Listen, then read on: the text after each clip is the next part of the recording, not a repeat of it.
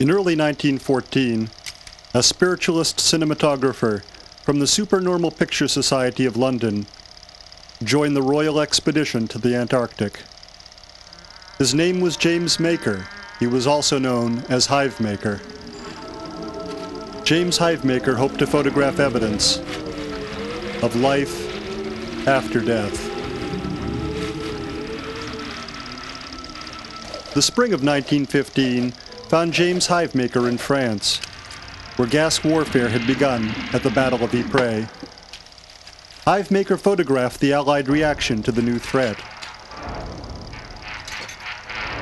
Each day's batch of developed film brought Hivemaker closer to his goal of recording the moving spirits of the dead. The Supernormal Picture Society taught that the dead live near to us, but in an unknown world.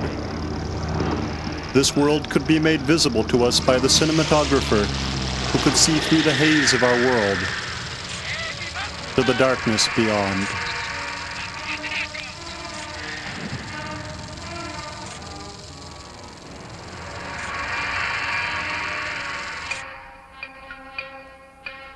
To the supernormal cinematographer, the ghost was a spiritual radium in decay, which could stain photographic film.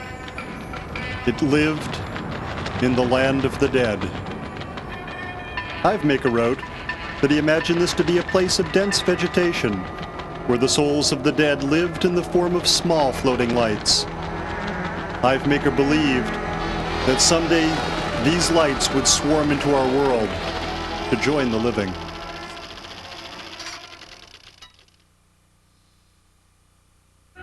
In the summer of 1916, James Hivemaker returned to his home and business, a bee farm north of London, to supervise the season's work and check on his hives.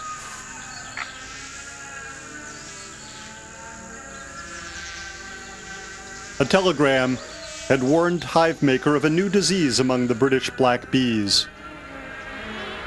To forestall possible ruin, Hivemaker hoped to purchase an experimental stock of specialty bees from Mesopotamia.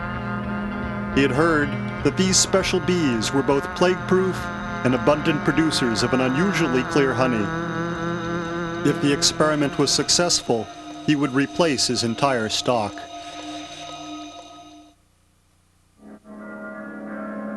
In London that summer, the telegraph company had begun to modernize its operation. As a result, Ella Spiralim lost her job as a telephone operator. Ironically, Spiralim was herself an electrical inventor who dreamed of developing the means to transmit moving pictures through the telephone. Ella Spiralim was the half-sister of James Hivemaker. Through Hivemaker, Ella found work as a photographic medium at the Supernormal Picture Society. Each Sunday, ghosts would appear at a seance in Tavistock Square to be photographed with the living by Ella and her special camera. Often, the ghosts spoke to Ella. One talkative ghost had died in an auto accident. This ghost was the dead wife of a Hungaro-Egyptian gentleman who often attended the seances. This sad gentleman was the charming bee scientist, Zoltan Abasid. Ella Spiralim discovered that Zoltan Abasid knew her half-brother, James Hivemaker. It was Zoltan Abasid who had brought the Mesopotamian bees to England. Abasid had discovered the bees near Basra, in the south of Mesopotamia. In the fall of 1916, the bee plague struck Hivemaker's farm. The British bees began to die, their breathing tubes infested by parasite mites. Fortunately, the Mesopotamian bees flourished and quickly took root in the empty hives of the dead bees.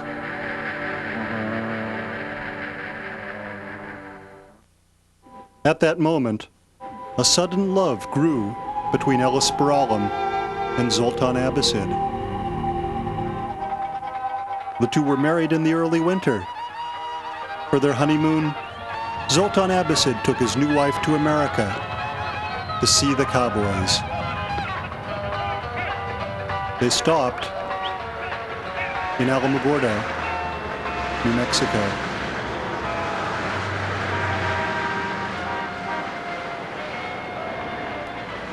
I live in Alamogordo with my wife Melissa, right on the edge of the Army's Deseret Test Facility. My name is Jacob Maker. Hive Maker was my grandfather. I inherited my bees from him. I didn't keep them for the honey. I just liked to watch them.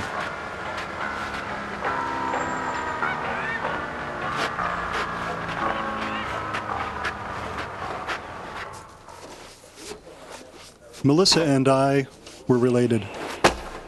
Hive Maker's half-sister, Ella Spiralam, was Melissa's grandmother. Melissa and I met here in Alamogordo while we were working on the training simulator for the shuttle.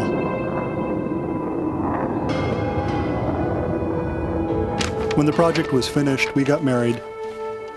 Melissa stayed on the shuttle as part of the technical support group. I was reassigned to another part of the company.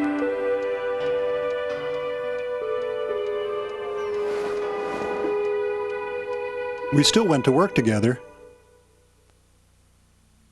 but I'd felt uneasy ever since my reassignment. There was something in the air. Maybe my eyes weren't very good. That had to do with the job.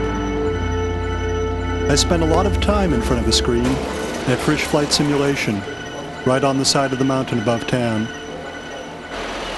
I was assigned to military systems, where we built weapon systems trainers, making sure that everything was as real as possible.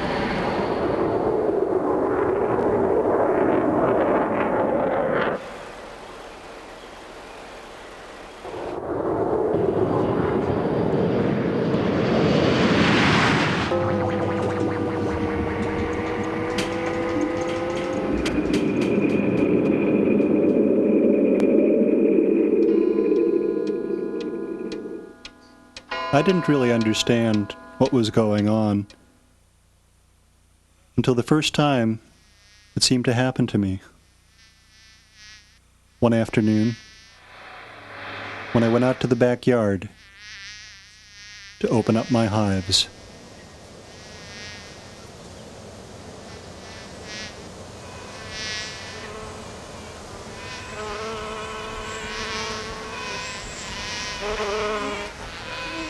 When I was among my Mesopotamian bees, I always thought about how things had changed.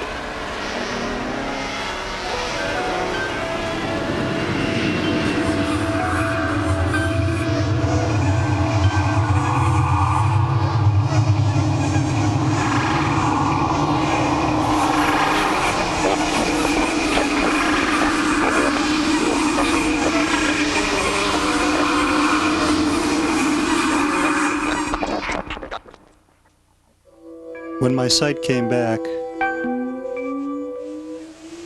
I was closing up the hive. I'd gone someplace familiar, but I couldn't remember where.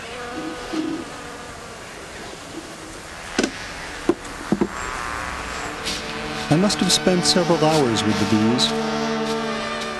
When Melissa came out to talk, it was almost time for dinner.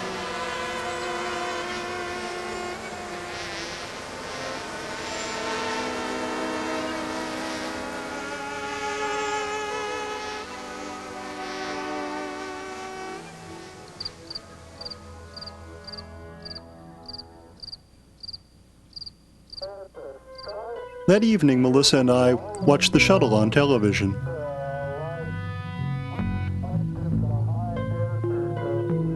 Technology. Being careful. And that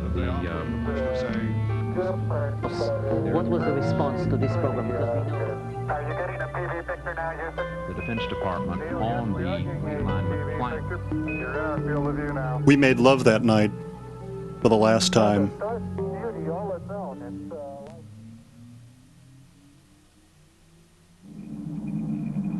I usually flew from the start of the day. My specific assignment was the Army's Integrated Air Battle Mission Simulator, where several pilots could fly at once over a common landscape the size of New Jersey.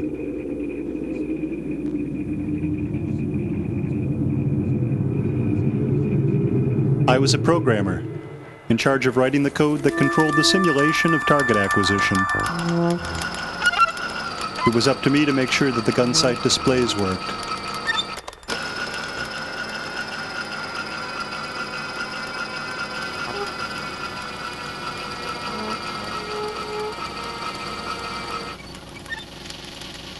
The day after my strange experience at the Hive, a thought came to me in the middle of an explosion. I remembered another strange experience with the bees.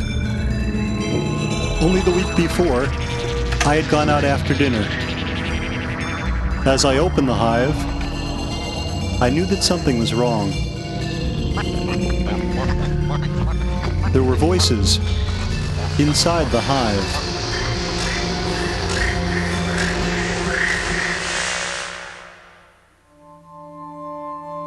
When I came to,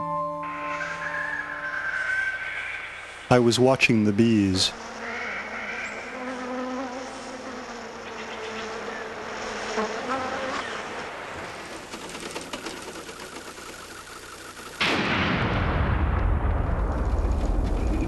I realized that I didn't really understand my job.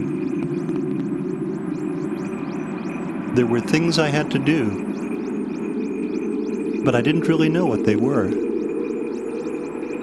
So I went home early, leaving Melissa at work.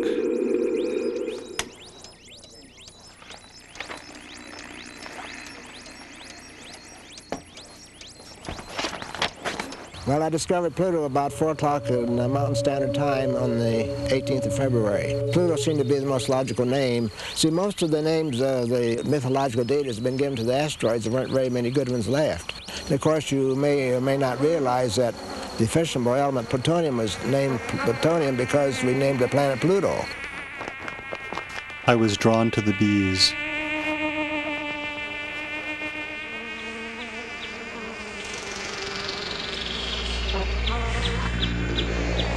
I wanted to be in the dark again.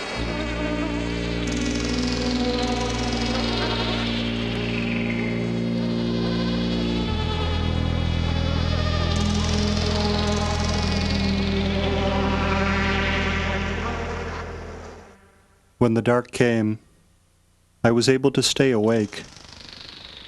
I waited for something to change.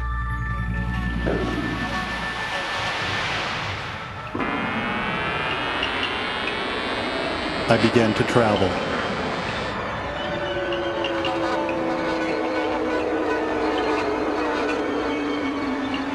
I arrived at a patch of land, hanging in the darkness. It resembled the place of my birth.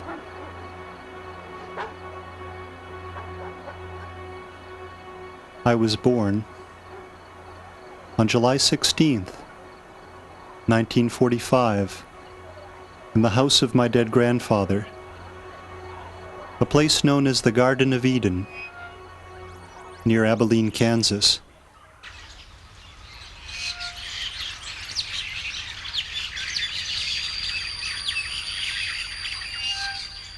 James Hivemaker left England in 1919 to invent this place. Concrete trees bordered the property. Up in the concrete trees were the concrete people. On one side of the house were the twin brothers, Cain the plowman, who had a lot of fixed ideas, and his brother Abel. When I was a child, Cain killed his brother Abel. After that, God put an X mark on Cain's forehead in order to protect him from vengeance. Whoever killed Cain would die 13 times. I read this riddle in my grandfather's diary, which I found in the library. After that, I went for a walk. I couldn't go beyond the perimeter of the acre.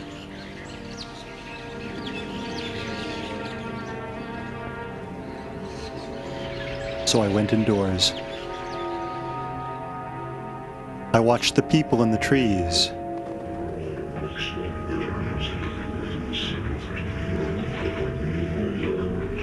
And Cain, as he left for another planet.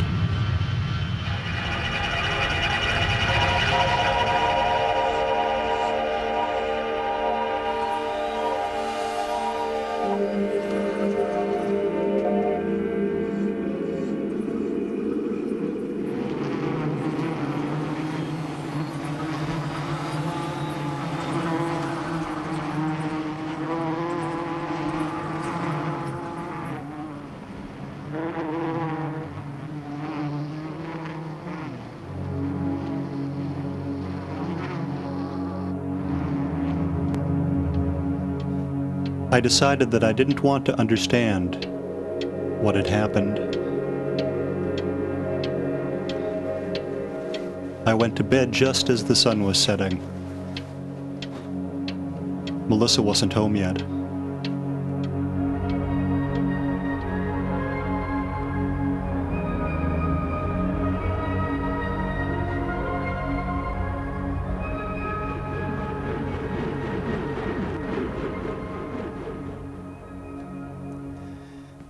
The next day at work, I felt especially sensitive to what was happening inside the machines. I could feel the weapons and the targets. Inside the targets, I could feel that there were souls. I was leaving my old self behind.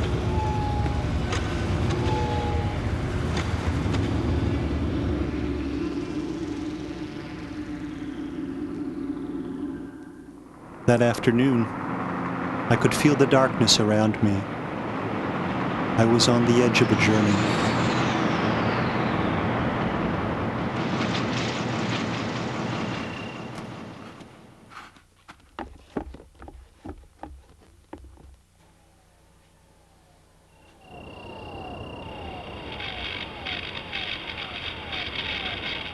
That night, as I watched television, it occurred to me that the soul of a person could fragment and decay like one of Hivemaker's ghosts.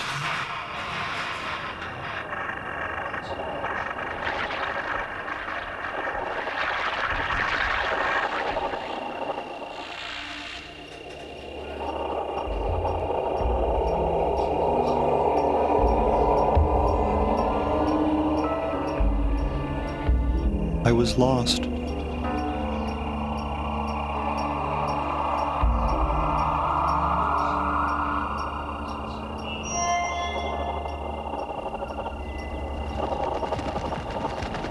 The dead were in the sky.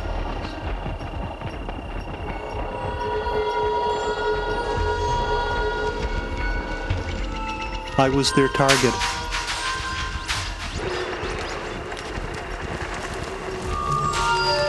They wanted me.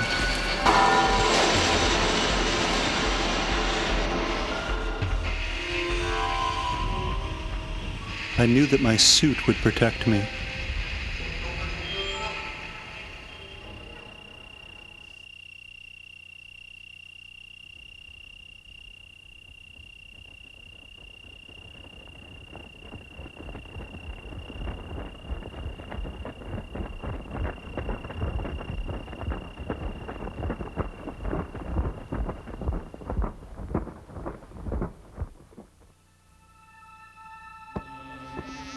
I didn't want to tell Melissa what was happening to me.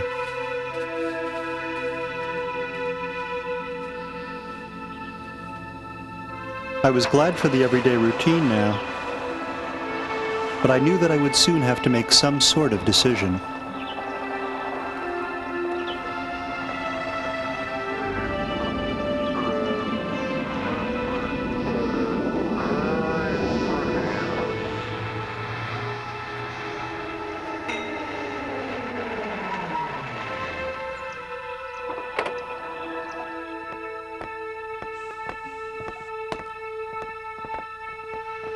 I separated from the ground.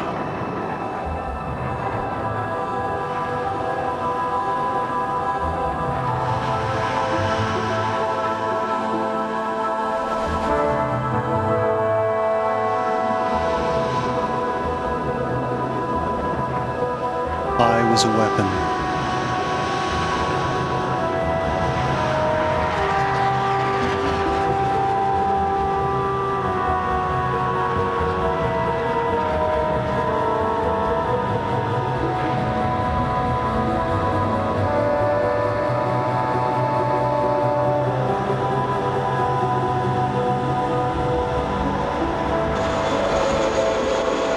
Our battlefields were prepared for us by the Defense Mapping Agency.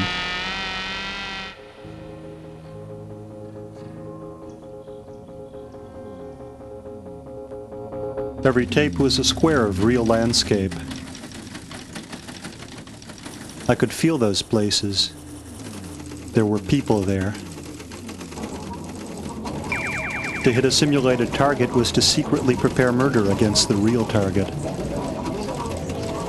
Eventually there would be real ghosts.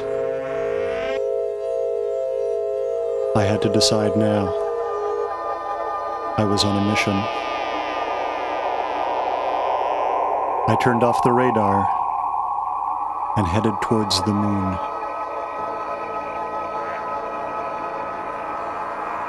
The dead had attacked me. Now I would attack them. I was protected.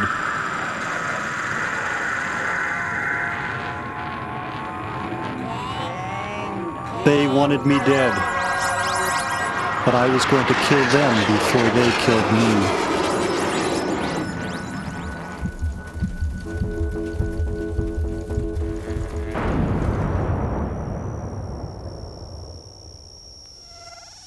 I spent the night at a motel.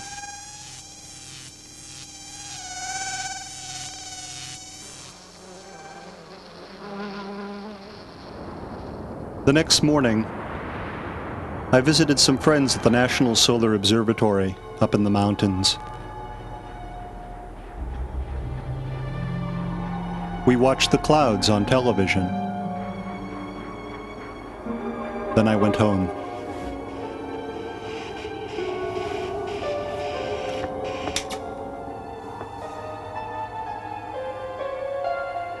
I wasn't a killer.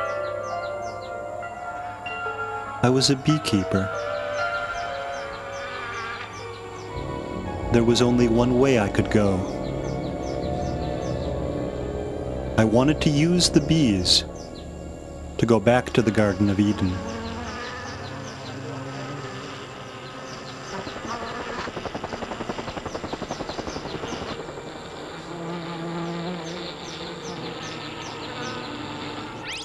The bees were waiting for me.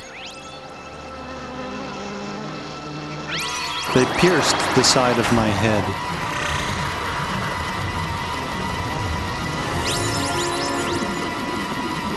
Through this hole they inserted a mirrored crystal.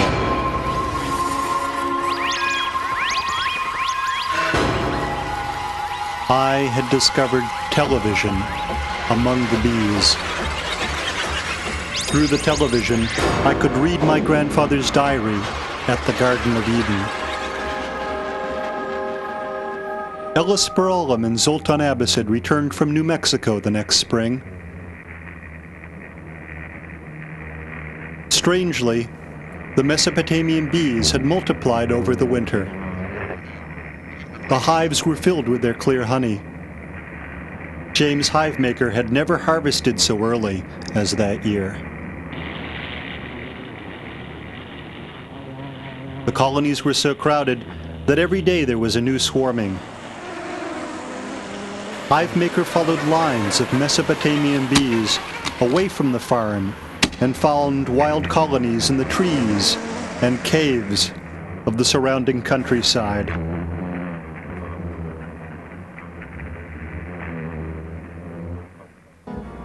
That spring on the farm, Ellis Speralim began work on an electrical device which would allow the dead to travel to our world. She combined her brother's techniques of ectoplasmic cinematography with her own knowledge of electrical telephone technique. She called the device the electric telescope. Spinning discs scanned mourners left behind by the dead, changing their pictures to sounds which were transmitted through telephone wires. The receiver changed the sound to moving pictures of the dead, which could float free and alive in the air.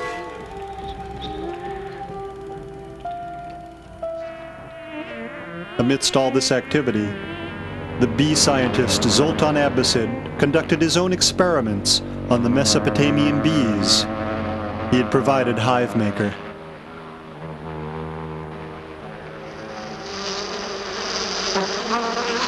I could see further through the television, out to the Deseret test facility, where weapons were flying through the air.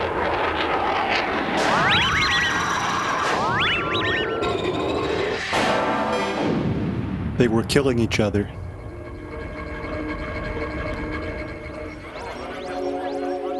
It was up to me to kill someone. That was where I had to go. The X-shaped gun sight floated before my eyes. I was Cain. That was my mark. God would protect me from my victims. Melissa called from work.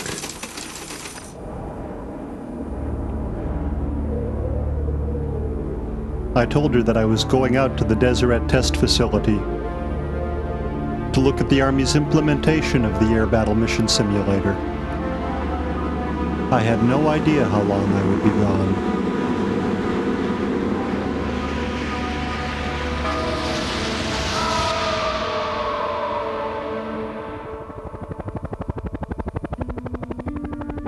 The Deseret test facility was about 60 miles down the road, through the desert. Deseret was the main American testing ground for guided, as well as semi-intelligent weapons. The facility was slightly larger than Rhode Island.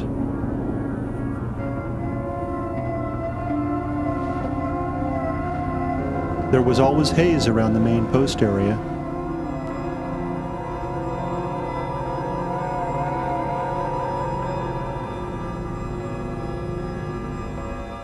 That had reassured me right away.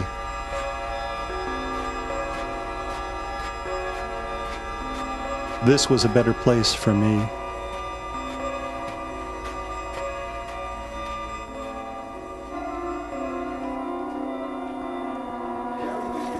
The Army was using my work to figure out problems they were having with a vision-guided missile system that they were testing for one of their contractors.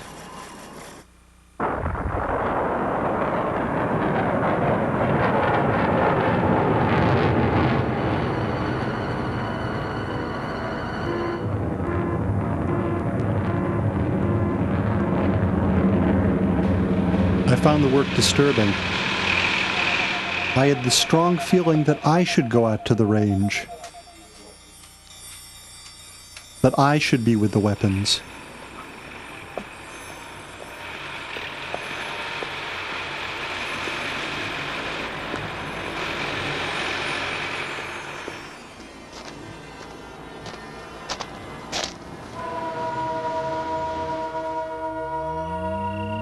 I rented a small place in a trailer park not far from base.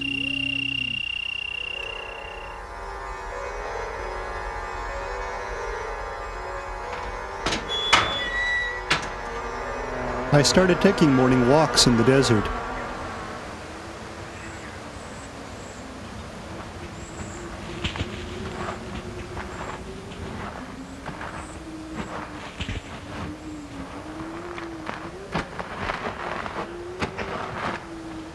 All this time, the bee television was active inside me.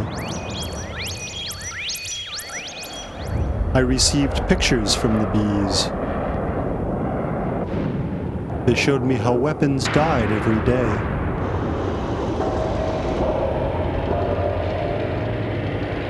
At the end of the day, every night in the trailer park, the bees told me about the new world, where they had settled and formed a new nation.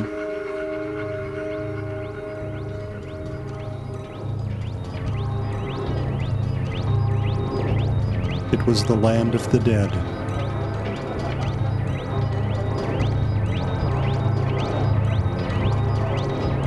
The Bee television showed me that place, where the radium souls of living spirits split into innumerable pieces, forming beautiful patterns that were their new bodies,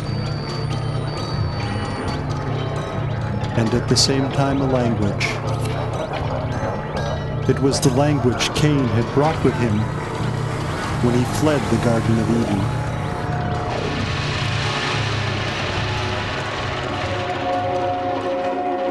The thought of this new world excited me. My walks became longer.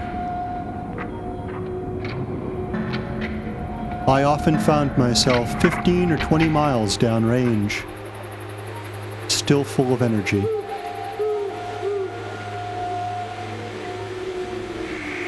My favorite stopping place was the launch site monument, where the Army had tested Nazi rockets.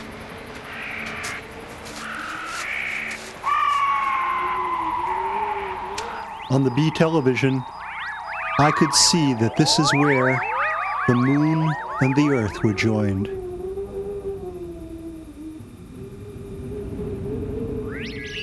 All around this place, semi-intelligent weapons were trying to escape the earth, hoping for a new life elsewhere.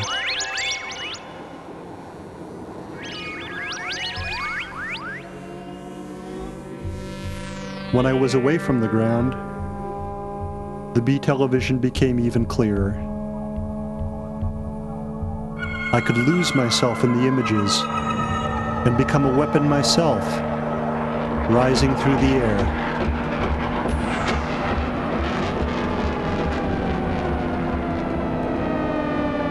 My destination was the moon. That's where the dead lived.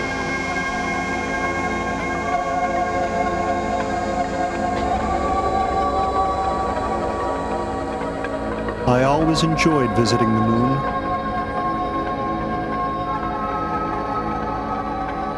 The dead were always quiet until the last moment when I started to leave. That's when they spoke.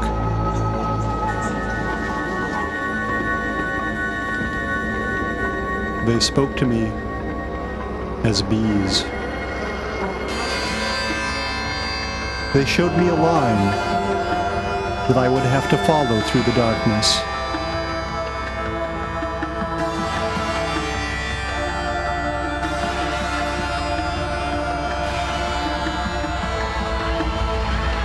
It led to a place hidden in the desert where they were waiting for me.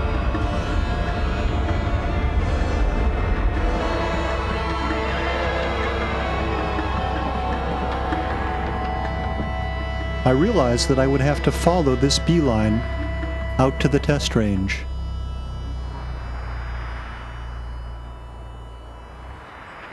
That's where the weapons were.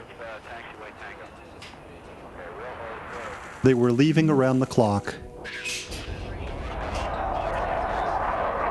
No one on base ever seemed to wonder what happened to the missiles that never came back after the launch.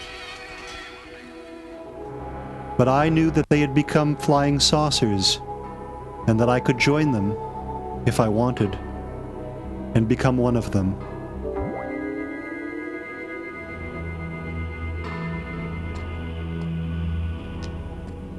So it was that, carrying only the Bee television and my own thoughts, that I walked out to the desert.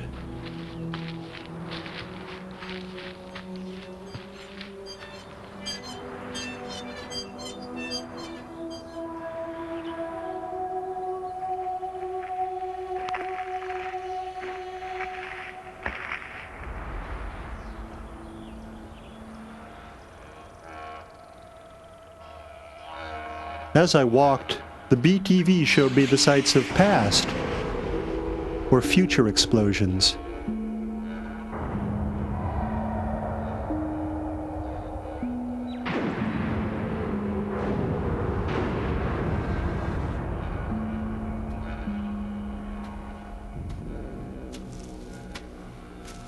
I walked for many hours, engrossed by what I saw. But eventually I awoke.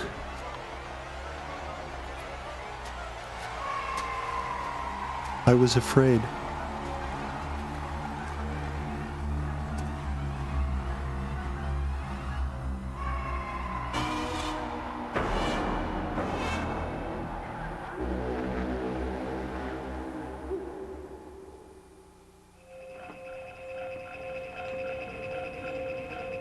I could see the dead, shaped like letters of the alphabet. They danced for me.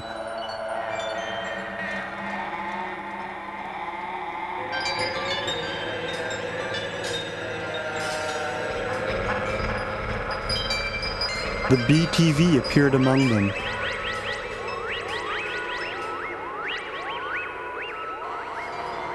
I was traveling in the right direction.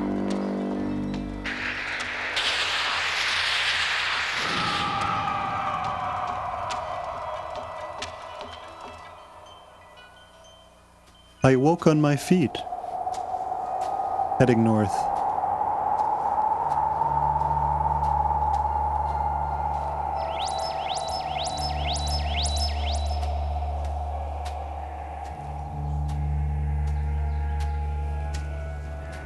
Less than an hour later, I came across an unfinished mud building.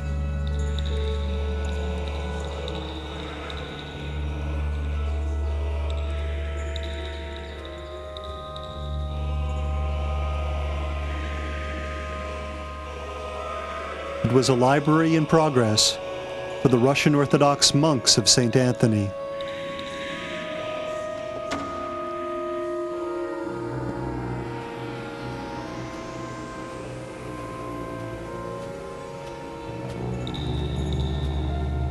I met Father Bessarion.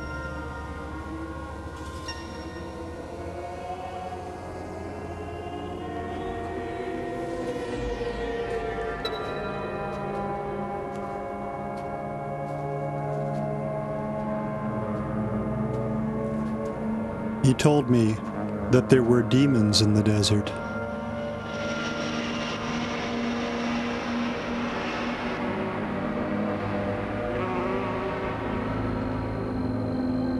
Father Bessarion also told me that bees lived in the historical marker at Trinity site, where the Army had tested the first plutonium bomb. That was 40 miles to the north.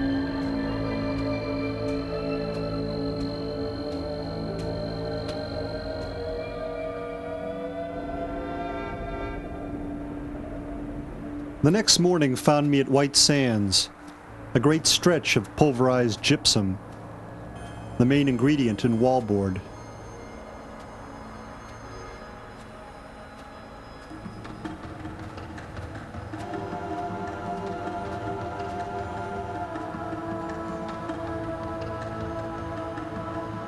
Out of the haze, a giant floating light appeared.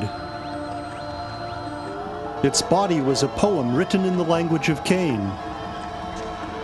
Here was a missile that had left the earth and returned to touch me. The desert became the past. The dead marched across the sands to reach me. Their shadows crossed my face, and I began to cry.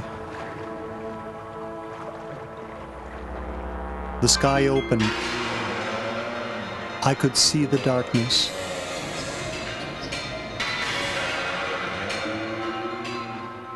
I wanted to take a picture.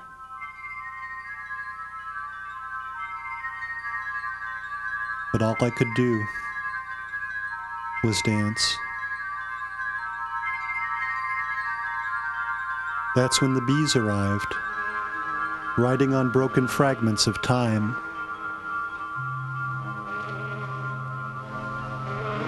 They flattened the sands and built a room for me on stilts so that I could be in the air when the shuttle returned.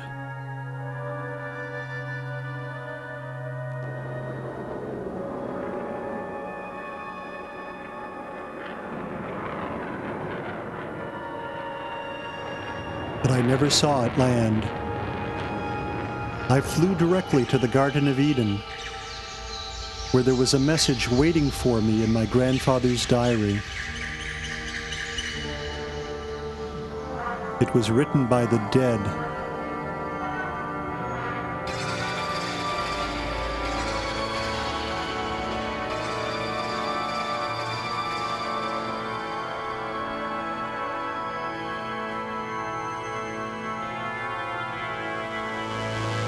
From the bed of my birth to the bed of my death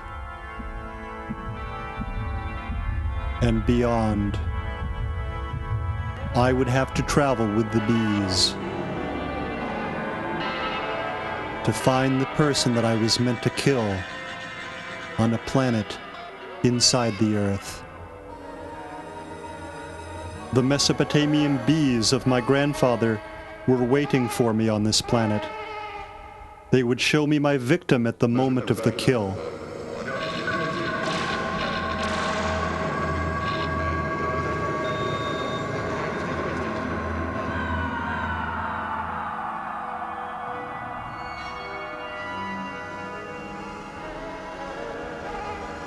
At the end of the story, I was still dead. An angel arrived from the planet of life to take me back to the white sands.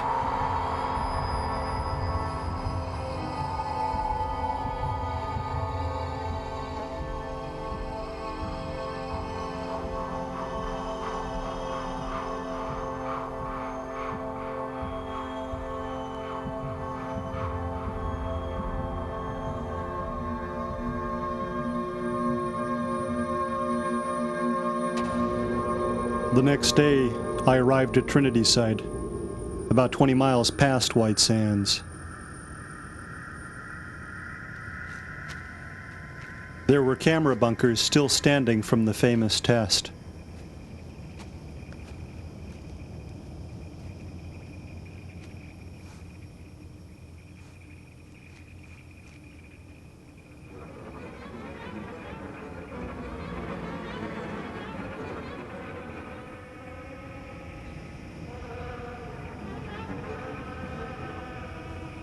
This was the birthplace of the plutonium bomb.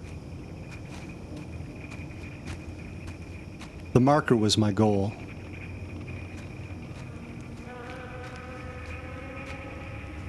If there were bees, I was glad I had my suit on.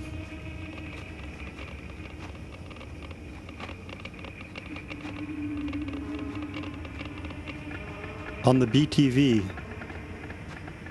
I could see myself. I was approaching the marker. I couldn't remember where this place was. I did know that once I had traveled across the ocean to Basra in Mesopotamia in order to find the Tower of Babel.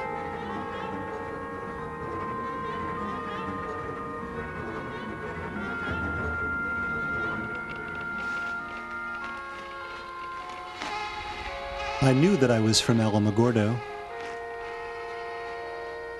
I realized that couldn't be more than 50 miles by car.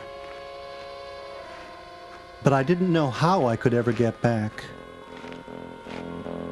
Except perhaps as a bomb.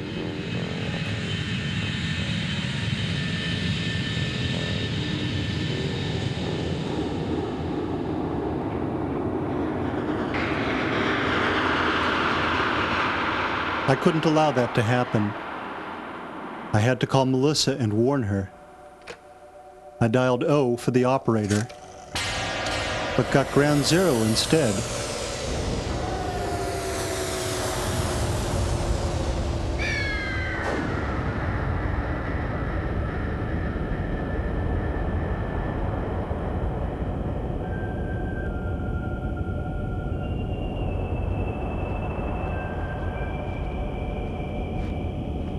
Over and over, I tried to make that call, and then I remembered.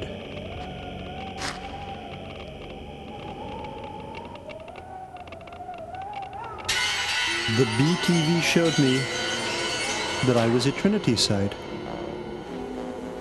So that I would understand, the bees showed me a little movie called The Garden of Eden Cave, starring me, Jacob Maker, as Fat Boy, the first and loneliest plutonium bomb. I lived in a mad tower above Trinity site.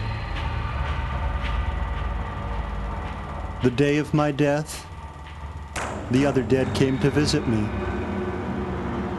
They said, "Little bomb, it is July 16th, 1945. Now that you're gone, they'll make you a marker, and the bees will come to live here, and the flying saucers, so you will know that through the grace of God, the maker of people, his Son, the Savior of the Christians, and those bees who swarm through the air, that though you are dead, you were born." Zoltan Abbasid, on July 11th, 1882. This was true.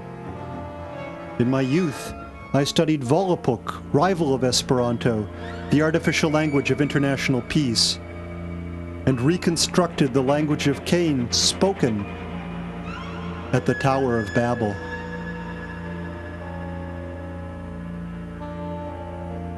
In 1915, I, Zoltan Abbasid, traveled to Basra in southern Mesopotamia in search of remnants from the Tower of Babel. The British campaign in Mesopotamia had recently climaxed with the surrender to the Turks at Kut.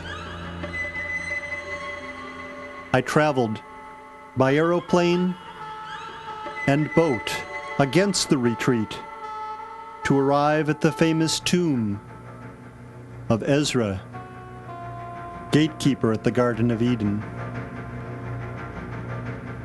I knew that here were hidden the remnants of Babel.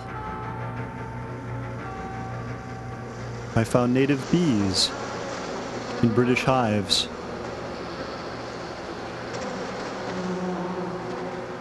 Bees that danced backwards. I dissected the queen. She was blind. My guess was that these bees had come from inside the earth. When I had this thought, I saw pictures. I saw a man I had never met. He told me that these bees had come to Basra through a cave that led to the center of the earth, where there was a planet that someday I would visit. The Tower of Babel was there, and the bees lived inside it.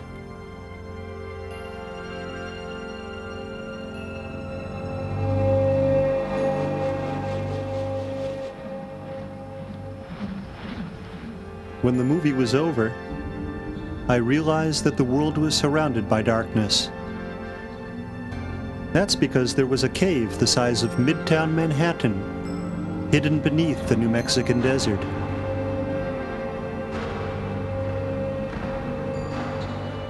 The bees were waiting for me there to show me how to get to that planet and meet my victim. So I followed the pictures inside my brain, towards the dark place.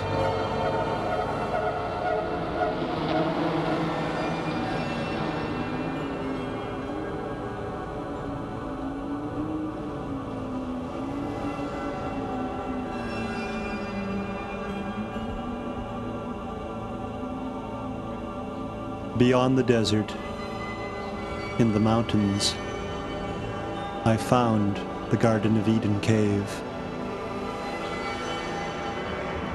There was only one way in.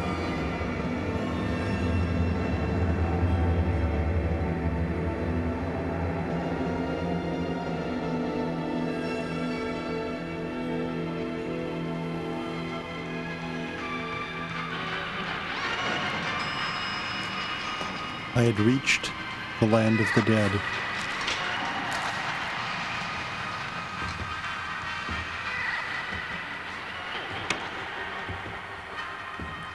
I relaxed for a few moments. Then I was ready.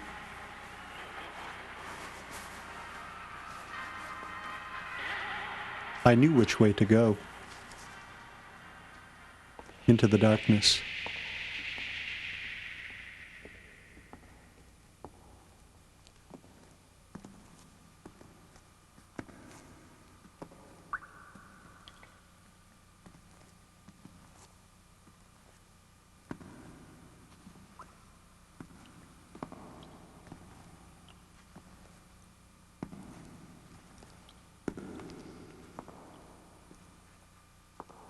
The first thing I noticed was the light. The bees had illuminated the cave for me.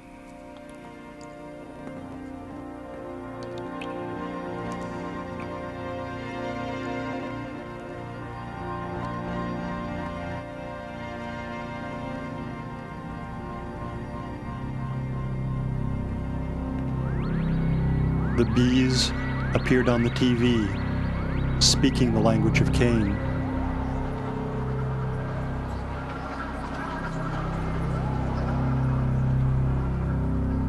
They were waiting for me.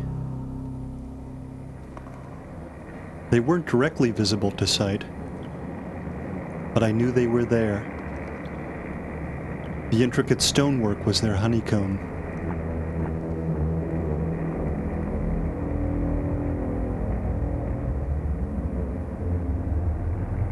I saw myself on the television.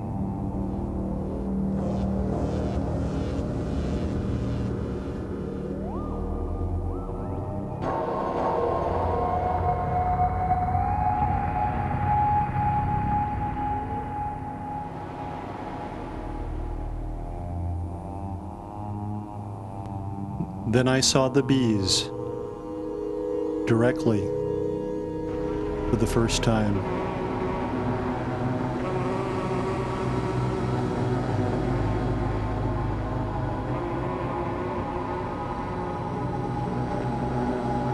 They were 30 feet tall.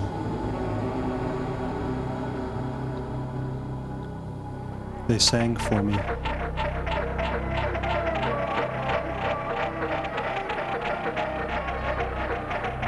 I could see that the bees lived in the darkness around this small, lit patch of cave.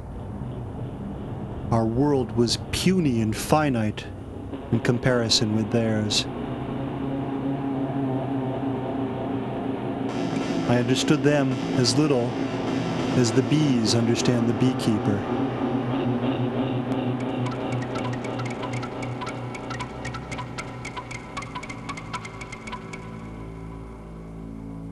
That didn't discourage me. I continued to walk through the cave, a tourist in the land of the dead. Each corner held a new amazement. They had created a world where the dead could live. Each soul could have a square of land and time.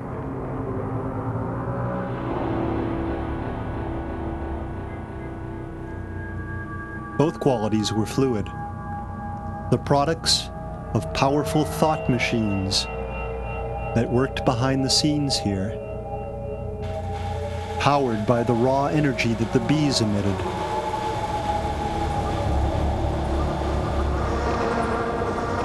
It was a mechanism of astonishing complexity. All this tired me. I slept in a dark corner, like a bee. When the underground sun rose, I could feel my destiny pressing in on me.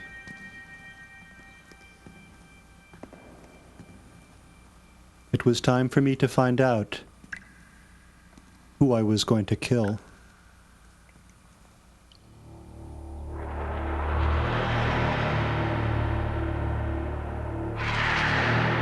Time ran forwards and backwards. I emerged in a room as bright as noon, covered with magnificent honeycomb.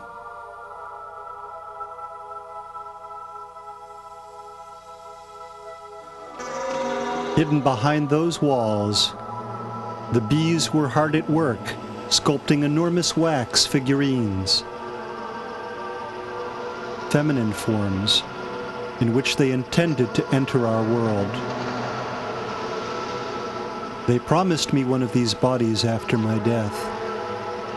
To earn it, I would have to enter their world.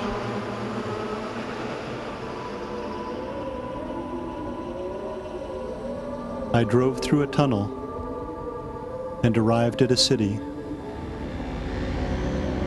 In the city, there was a building. In the building, there was a room. On the wall of the room was a vibrating bookshelf that held a crystalline book. In the book was the story of the bees, told in secret words, shaped from the bodies of the dead. The story told me that here in the Garden of Eden cave,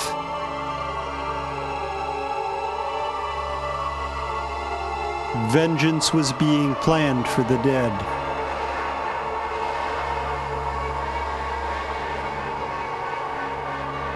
I shut the book, left the building, and got in my car for the long journey home.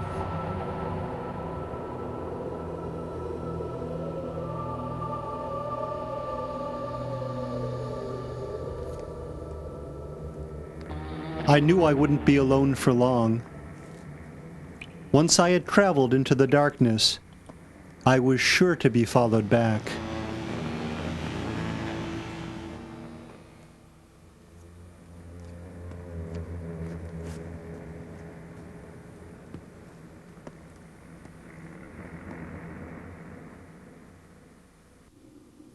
That afternoon, out of the dark machinery,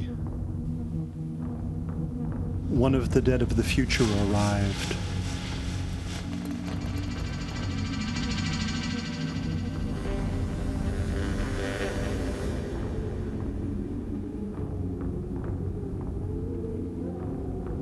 It was grotesque, with 4 brains on a single body.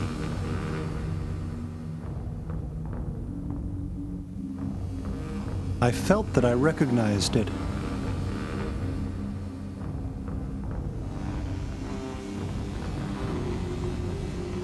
I was afraid, but I was drawn towards this thing. I followed it deeper into the cave. That's where I would find my victim. It was almost time. I used my programming skills to reshape the cave into a shield. From behind the shield, I would attack with the mark of Cain.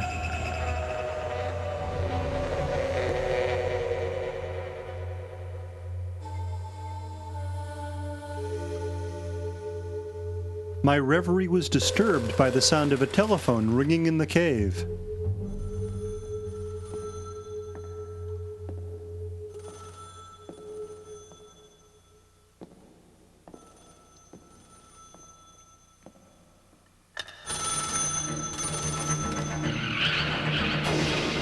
It was the dead wife of Zoltan Abbasid. She was calling from the moon.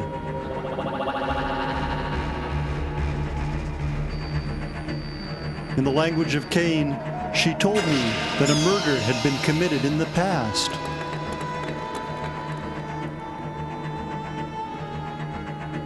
And that I would kill again in Basra, southern Mesopotamia. As I spoke to her, I realized again that I was Zoltan Abbasid. I was already dead, yet I was still Jacob Maker, so I already had my new body. There was vengeance for the dead in this cave. They wanted me. So I went into the darkness to hide. An escort appeared to take me to asylum. I followed it into the darkness, past the vengeance sign, to the graveyard where words were born. Past this was a place guarded by the oldest of the dead. There, the soul fragments of animals were sharpened and organized into complicated floating weapons.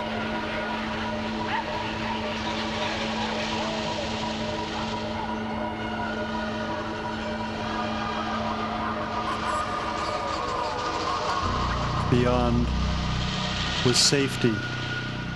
The puzzle planets, shuffling in perpetual confusion. I went down to one, which had a moon. This was my secret planet of refuge. I couldn't pronounce its name. There, I was born again as the X-shape, a floating gun sight.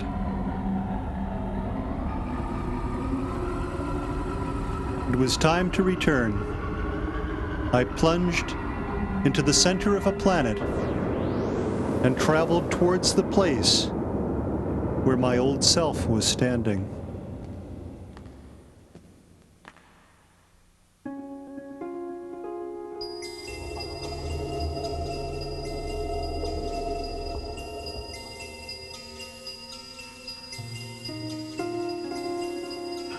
The X-shape led, and my old self followed, flying through the darkness on the B television. That miraculous shape given me by the bees, and now being taken back by them.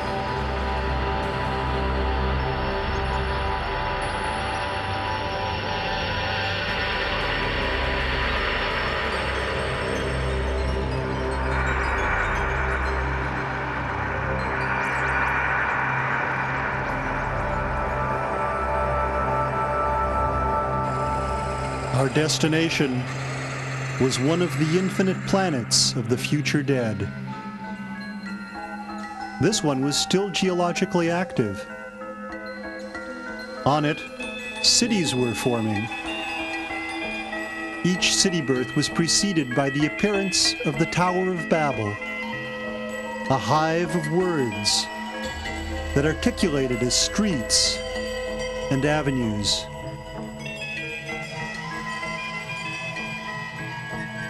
Office buildings and windowless apartments that I flew through like a daredevil on the way to the religious center, the Temple of Death, where priests and military planners were deciding on the shape of the new culture. Each soul would have a home built on a floating patch of land. Each house would have a certain number of rooms, each with a chair. Sometimes there would be a lamp or a stairway for decoration.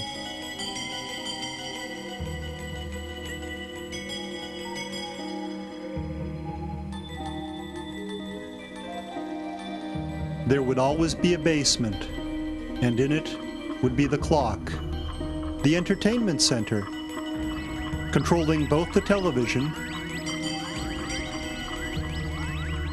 and the bed, as well as the toilet.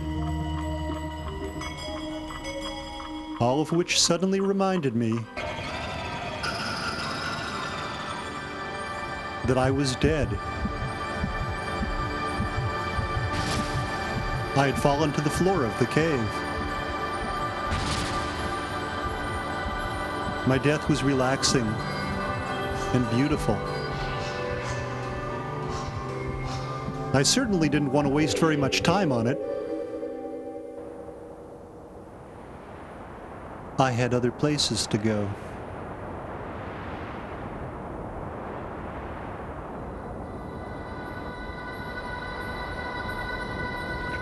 The first place you stop after you've died is the pulsating place, which is designed to be familiar to people who used to have bodies.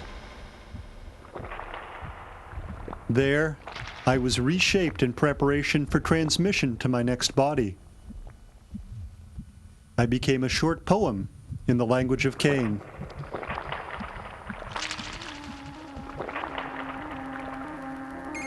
I would get my new body after I killed.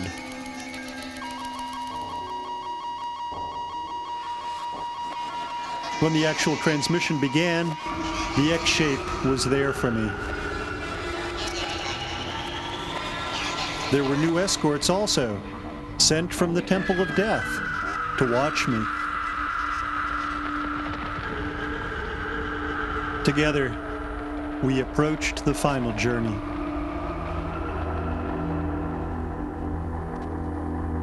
Space and time opened like an elevator to reveal a planet that had vanished, leaving its weather behind.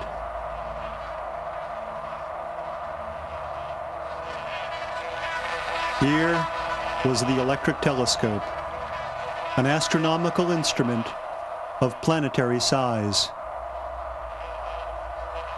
I looked in one end of the tube, and then the other, and started to search for the missing planet. I discovered the planet of television 4 hours after my death.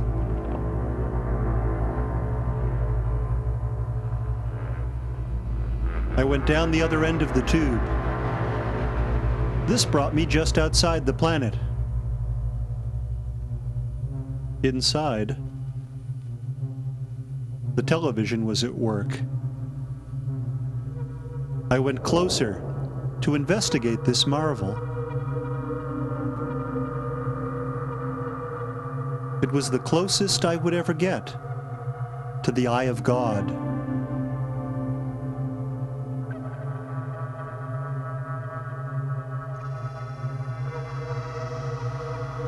When the television turned its gaze on me, for a few moments I could see the world as the deity did, divided into different zones of transmission. That was where I had to go. My escort was still with me. Together, we traveled into the television and burst through to the past, where my future was about to be decided. By the fall of 1917, James Hivemaker had begun to hate his brother-in-law Zoltan Abbasid. He had no specific reason other than a desire to be the sole owner of the Mesopotamian bees. The bees were still multiplying. Hivemaker formed the idea that these bees were the dead of the future. That theory alone, he decided, could account for their awesome numbers.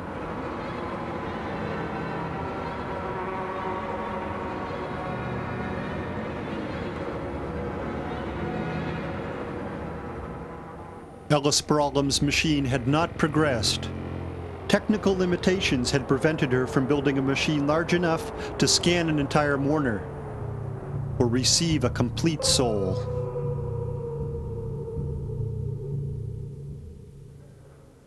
The night that I, Zoltan Abbasid, was murdered, I had decided to reveal the results of my experiments on the Mesopotamian bees to my family. A new variant of Ella's machine was running in the garden, pointed at the hives, creating images from the sounds of the bees. This was the first time either I or my bees had been in front of the device. Strange patterns began to form at the receiver. A woman appeared on the screen, then 4 women. My dead wife was in the hive. Her soul had fragmented and become many separate bees. She wanted to kill me. She needed a new body. My escort made a signal. Multiple faces appeared on Ella's receiver. The bees swarmed to attack me. I, Zoltan Abbasid, never wore protective clothing when I worked with my bees. The masses of the dead knew this and had arrived to murder me, each with the same reason under a different name. For they were the dead, and vengeance was their life.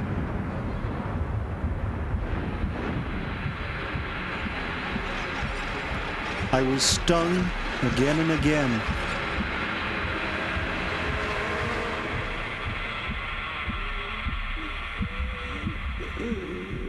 When my breathing stopped, I saw James Hivemaker standing over me in his suit. Hivemaker always wore his suit. That was the last thing I ever saw.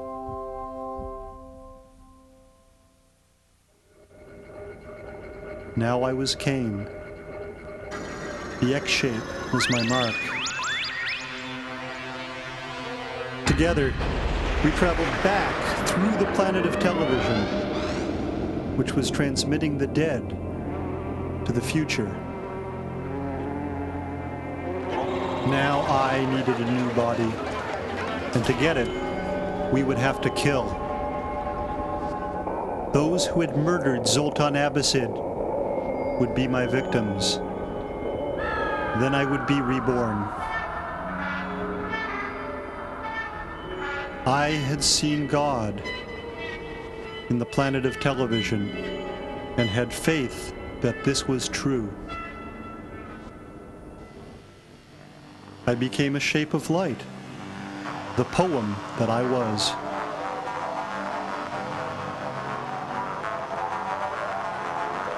I hid in a flower crystal on the bee television.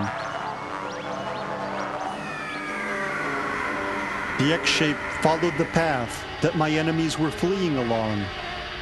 They were heading forwards through time, back to Mesopotamia, which now had a different name.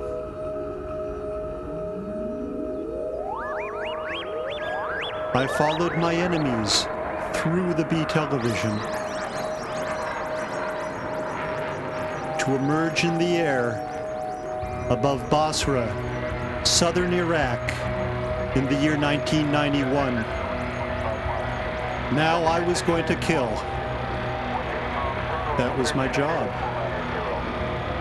I spoke the code that changed the bee television into a weapon with the image of my special enemy engraved upon it.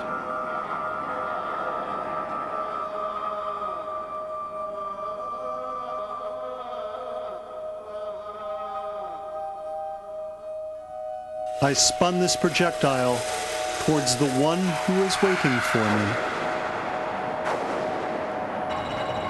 The X-shape followed to the kill.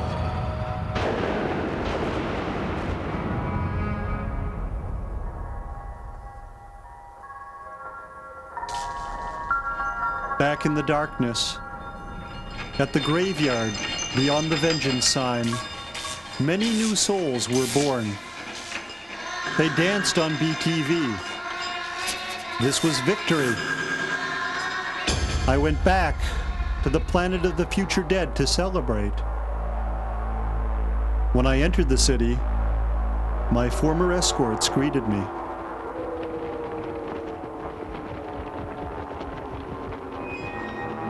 They'd had children. Twins. The X-shape had gone there to give birth also.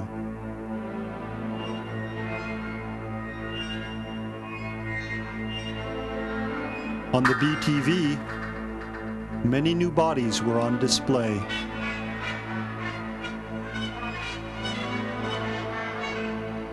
In fact, this world was twice as large as it had been before.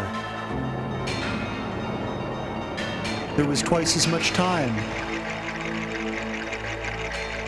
twice as many houses, and many more useless things also.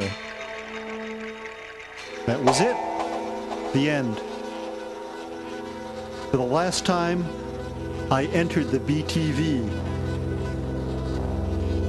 I traveled into the weapon boxes and let my soul take on its true form.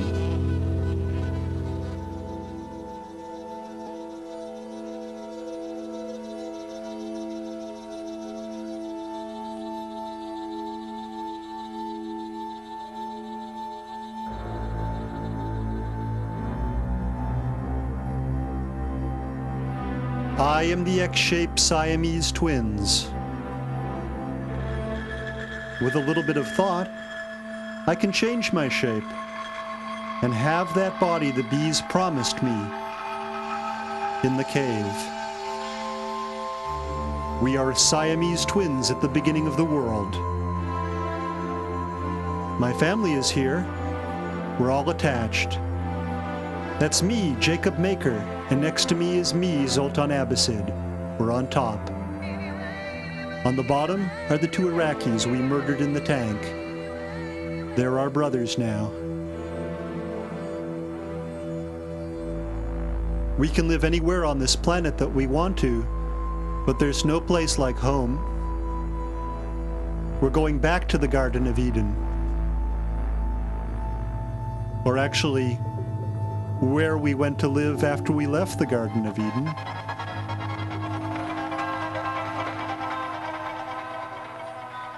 It's a beautiful day in Alamogordo.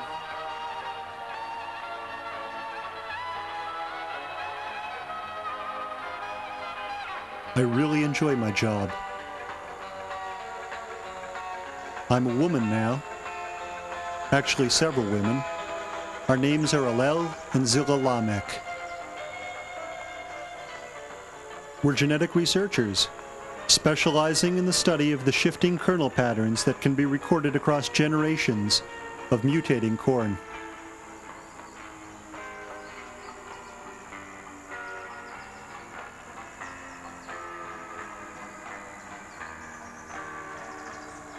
My research is paid for by my dead grandfather, James Hivemaker, who moved here from Kansas in the 40s with his half-sister Ella Spiralim. He'd made a fortune in beekeeping, which he let Ella invest in a flight simulation company, the Tower of Babel, right here in Alamogordo.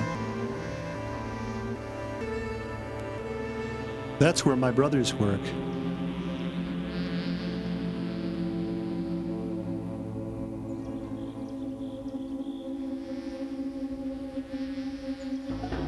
Right now, their specific assignment at the Tower of Babel is one of Aunt Ella's inventions. A two-way television that lets them talk to the dead. On the television, the dead people have promised that for the next 1,000 years, we get to live in peace on this new world. I love my brothers, and I believe that. That's the power of love.